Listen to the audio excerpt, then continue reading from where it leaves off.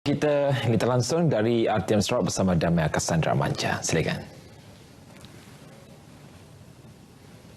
Baik, terima kasih Nazri. Assalamualaikum dan salam sejahtera. Pembinaan Balai Bomba dan Penyelamat di Penempatan Semula Bakun BRS di Sungai Asap antara inisiatif yang perlu diteliti dalam usaha menangani kejadian kebakaran. Dengan jarak hampir 200 km dari Bandar Bintulu dan bentuk jalan yang tidak sempurna mengakibatkan pasukan bomba mengambil masa 3 hingga 4 jam untuk ke lokasi tersebut sekiranya berlaku kebakaran. Itu saranan Ketua Cabang Parti Keadilan Rakyat PKR Hulu Rajang Abun Soi Anyit ketika ditemui pemberita RTM selepas melawat mangsa kebakaran di Umah Bawang, Sungai Asap, Blaga. Pada 15 April lepas, 2 blok rumah panjang tersebut yang mempunyai 44 pintu musnah dalam kejadian kebakaran yang berlaku kira-kira pukul 6 petang selain meranapkan sebuah bangunan gereja.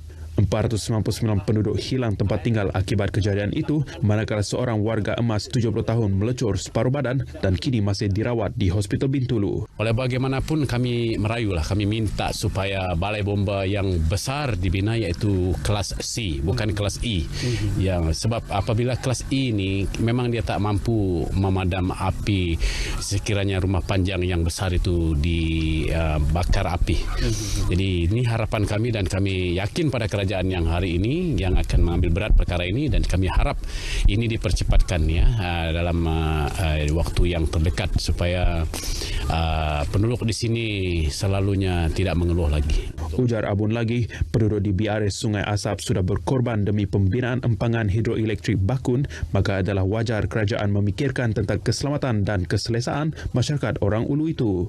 Malah beliau turut berharap pihak Sarawak Energy melakukan pemeriksaan serta menggantikan sistem pendawaian di BRS Sungai Asap. Dan berkaitan kebakaran ini juga kita minta kepada kerajaan negeri Sarawak iaitu melalui Sarawak Energy ya, di mana dawai-dawai yang ada di rumah panjang ini masih yang lama semasa mula-mula pembinaan penempatan semula Bakun tahun sejak 1998 sudah lebih 20 tahun. Jadi dawai-dawai pendawaian yang ada ni pun sudah tua dan kalau ikut standardnya dipahamkan adalah dalam masa 10 tahun wajib ditukar. Jadi oleh sebab itulah kita mohon kepada Sarawak Energy supaya percepatkan penukaran kabel ataupun wiring. Apa yang penduduk harap pada masa ini ialah pihak berwajib memikirkan keselamatan dan kepentingan masyarakat orang Ulu yang tinggal di penempatan Sungai Asap. Sementara itu, bantuan terus diterima daripada pelbagai pihak bagi meringankan beban mangsa kebakaran Umah Bawang. Antaranya Parti Keadilan Rakyat PKR Cabang Hulu Rajang serta Angkatan Muda Keadilan AMK Sarawak. Mewakili PKR Cabang Rajang ialah ketuanya Abun Soi Anyit, manakala AMK Sarawak diwakili timbalan ketuanya Steve Teo Jia Jun tampil menghulurkan bantuan berupa peralatan untuk membina pondok sementara, pakaian dan peralatan dapur. Kita akan guide ini penduduk untuk menulis surat. Kita akan menyampaikan hasrat mereka kepada pihak atasan. Setakat petang Jumaat lepas, hampir RM150,000 wang tunai diterima oleh Jawatan Kuasa Kemajuan dan Keselamatan Kampung JKKK Umah Bawang. Ya, selain bantuan berupa keperluan harian, makanan, minuman, pakaian dan perkakas dapur yang diterima daripada pelbagai pihak dari dalam maupun luar negara. Kadar kesedaran mengenai pemeriksaan awal berkenaan penyakit kelenjar prostat di kalangan kaum lelaki di Sarawak masih rendah. Ketua dan Pakar Perunding Kanan Jabatan Urologi Hospital Umum Sarawak HUS, Dr. Teh Kuan Chow berkata, pattern tersebut dapat dilihat berdasarkan statistik hospital berkenaan pada 2015 yang melaporkan 51% daripada pesakit prostat yang datang ke hospital telah didiagnos kanser tahap akhir. Beliau berkata demikian kepada pemberita dalam taklimat ringkas mengenai penyakit berkaitan prostat bersempena kempen kesedaran prostat di Kuching. Justru Dr. Teh mengingatkan kaum lelaki untuk tidak memandang rendah simptom-simptom termasuk masalah membuang air kecil serta kerap kencing malam, terutama lelaki yang berusia 50 tahun dan ke atas atau mereka yang mempunyai sejarah kanser dalam keluarga. Beliau menasihati mereka agar tidak berasa takut dan risau untuk datang membuat pemeriksaan awal di mana-mana klinik kesihatan jika mengalami simptom berkenaan. Menurut Dr. Teh lagi, ini kerana tidak semua pembengkakan prostat bermaksud kanser, justru pemeriksaan awal tersebut amat penting untuk diagnosis yang lebih tepat. Kanser prostat merupakan kanser kedua yang paling kerap berlaku kepada lelaki di seluruh dunia dengan merekodkan sejumlah 1.3 juta kes baru tahun lepas. Pada kempen pemeriksaan kesihatan berkenaan, orang awam diberi konsultasi percuma, ujian darah, ujian kencing serta ultrasound. Di Bintulu, seorang lelaki berusia 33 tahun ditahan polis di sebuah rumah di Taman Kemena Jalan Tanjung Batu kerana disyaki terlibat dalam penyalahgunaan dadah. Ketua Polis Daerah Bintulu, Superintendent Zulkifli Zuhaili memberitahu bertindak atas maklumat risikan yang diterima, pihaknya telah menahan sebuah kereta yang dipandu suspek. Dan hasil pemeriksaan terhadap kereta tersebut, polis menjumpai 14 paket plastik putih berisi serbuk disyaki dadah dengan anggaran berat 416.92 gram. Turut ditemui satu paket plastik Lucina berisi ketulan kristal disyaki dadah dengan anggaran berat 34.49 gram, 13 biji pil warna jambu disyaki ekstasi seberat 4.25 gram serta wang tunai berjumlah RM3,276. Nilai keseluruhan dadah yang dirampas dianggarkan RM10,000.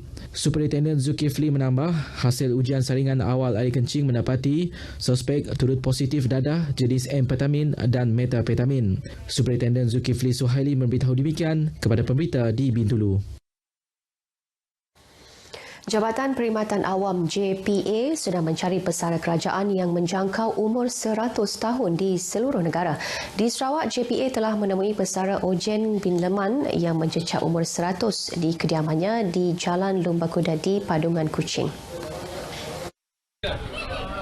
Mengetuai rombongan turun padang dalam pencarian itu ialah Ketua Pengarah JPA Datuk Seri Borhan Dollah yang turut menyerahkan kad pesara baru selain sijil penghargaan pesara 100 tahun dan keperluan asas untuk bulan puasa dan kek hari jadi kepada Ojen Leman.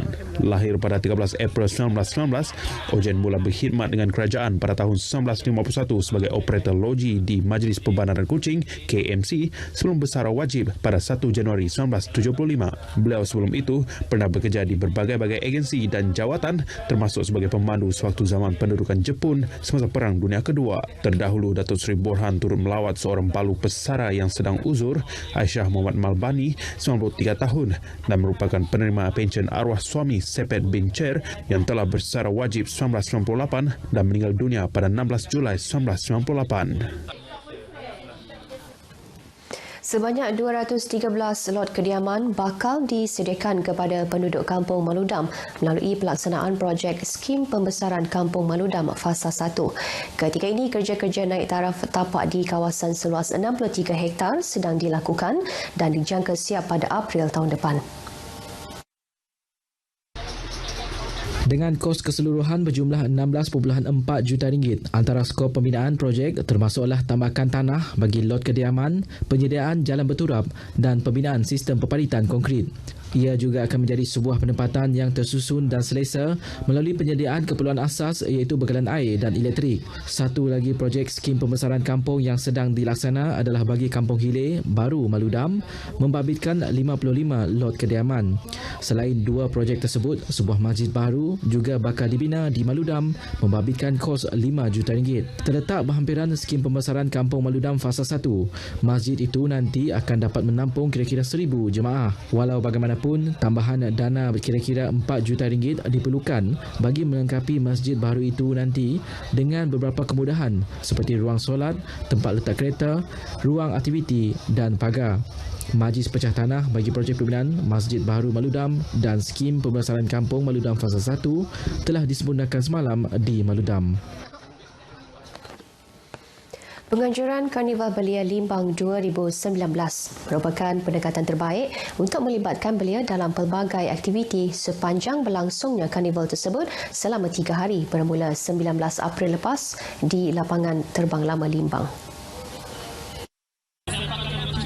Antara yang menjadi tumpuan semalam ialah pertandingan Mr. Cilik, pertandingan kreatif dan inovasi serta pertandingan Gusti Lengan selain persembahan pentas. Pertandingan suara seni burung murai yang juga turut disediakan semalam merupakan acara julung kali diadakan pada Karnival Belia tahun ini. Jupri Osman selaku pengerusi pertandingan ketika ditemui pemberita berkata beliau teruja dengan penyertaan yang begitu menggalakkan bukan sahaja rakyat tempatan malah dari negara jiran Brunei Darussalam. Sebenarnya pertandingan burung ni kategori cuma ada satu kategori, tapi burung ada burung murai kepala hitam dan burung murai kepala putih. Jadi dibuat satu kategori sajalah. Jadi yang dibuat semasa ini pertandingan diambil daripada bunyi burung. Bunyi burung yang nyaring lah yang kuat. Sementara itu, peserta pertandingan suara seni burung murai yang hanya dikenali sebagai Ahsing, beliau sangat berbesar hati kerana berpeluang turut serta dalam pertandingan kali ini. Boleh makan cengkret ada macam ulat. Sehari 3 kali. Sama juga ada bungkus boleh mandi apa. Dia dibungkus tu kenapa? Supaya dia tidak tengok orang lah. Menurut Ahsing lagi, jika diberi peluang lagi, beliau akan mengambil bahagian pada edisi akan datang. Sambutan luar biasa program Lawas Bike Week 2019 membuktikan acara berkenaan berjaya menjadi wadah untuk menghimpunkan peminat aktiviti permotoran dari seluruh kepulauan Borneo termasuk dari negara jiran Brunei Darussalam. Pengerusi pengelola Lawas Bike Week 2019 Muhammad Amin Osman berkata, selain itu juga ia dapat mempromosi Bandar Lawas sebagai destinasi transit yang perlu dilawati.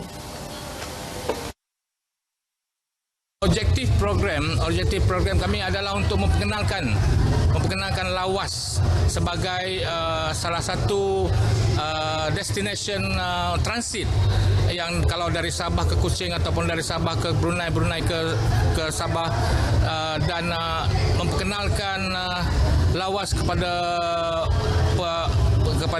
penduduk-penduduk umum di Borneo.